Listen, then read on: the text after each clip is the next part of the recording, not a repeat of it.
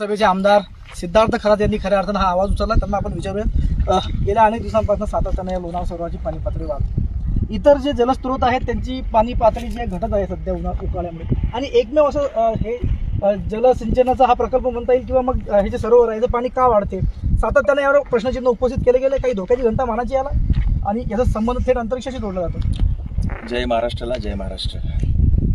लोणार सरोवरामध्ये जी काही पाण्याची पातळी वाढते आहे ही अनेक सोर्सेस मिळून ती वाढते आहे. ही काही यावर्षीच वाढली नाही, गेल्या 4-5 वर्षापासून हळूहळू त्यामध्ये वाढ होते असं सांगण्यात येतं. त्याला अजून तांत्रिक आधार जो आहे तो घेण्याचं काम सुरू आहे. जसं ITI आहे, VN वनामती आहे, आणि आणखी काही जे काही तांत्रिक संस्था आहेत त्यांच्यामार्फत याचं तंत्रशुद्ध अहवाल घेण्याचं काम सुरू आहे.